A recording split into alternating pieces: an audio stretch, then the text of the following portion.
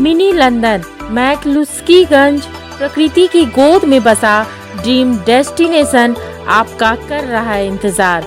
आइए अपने यादगार लम्हों को बिताइए ड्रीम डेस्टिनेशन में। राजधानी रांची से महज 50 किलोमीटर दूर आपका अपना ड्रीम डेस्टिनेशन। कांग्रेस अध्यक्षा सोनिया गांधी को ईडी की ओर से नेशनल हेराल्ड मामले में गिरफ्तारी की जा सकती है। सोनिया गांधी को ईडी की गिरफ्तारी के संकेत मिलने लगे हैं। 5 लाख की कंपनी बनाकर क्या कोई एक साल में 1600 करोड़ का मालिक बन सकता है? क्या है उस नेशनल हेराल्ड अखबार की कहानी जिसकी वजह से सोनिया गांधी को सलाखों में बंद किया जा सकता है?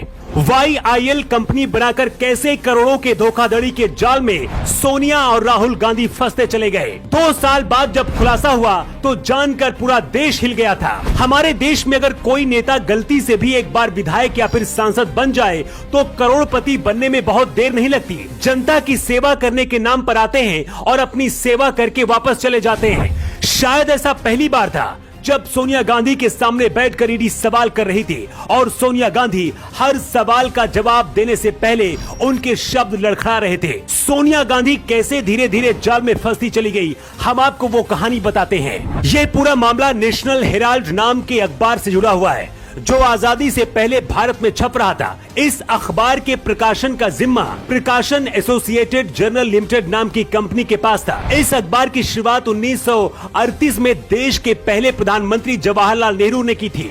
करीब 5000 से ज्यादा स्वतंत्रता सेनानी भी इसके शेयर होल्डर थे। इस अखबार के जरिए स्वतंत्रता सेनानी अंग्रेजों के खिलाफ अपनी आवाज उठाते थे। ये अखबार अंग्रेजों की आंखों में किरकिरी बन गया था, जिसकी वजह से 1942 में अंग्रेजों ने नेशनल हेराल्ड अखबार को बंद करा दिया। लेकिन 1945 में दोबारा इसे शुरू किया गया। 1947 में जब भारत आजाद हुआ उसके बाद जवाहरलाल नेहरू ने अखबार के बोर्ड अध्यक्ष पद से इस्तीफा दे दिया था, लेकिन अखबार लगातार प्रकाशित होता रहा। धीरे धीरे ये कंपनी घाटे में जाने लगी और इस पर 90 करोड़ का लोन भी चढ़ गया। हैरानी की बात यह है कि ये लोन कहीं और से नहीं बल्कि कांग्रेस पार्टी की तरफ से दिया गया।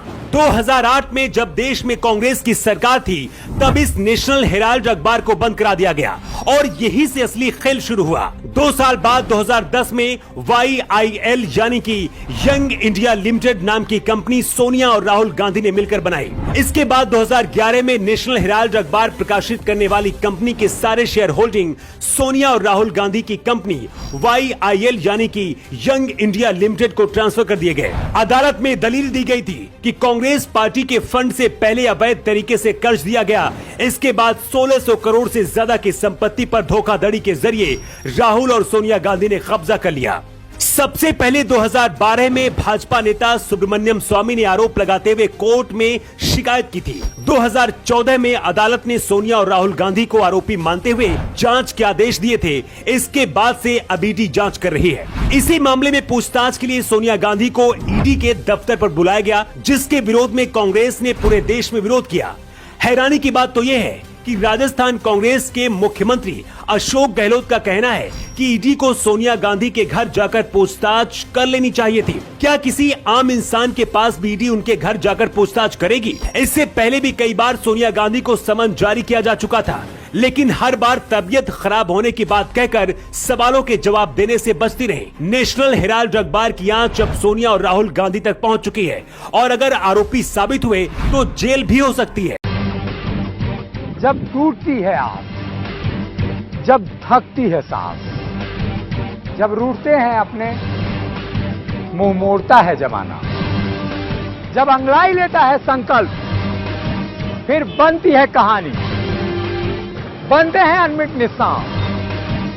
देखिए मेरे साथ संघर्ष की दास्तान।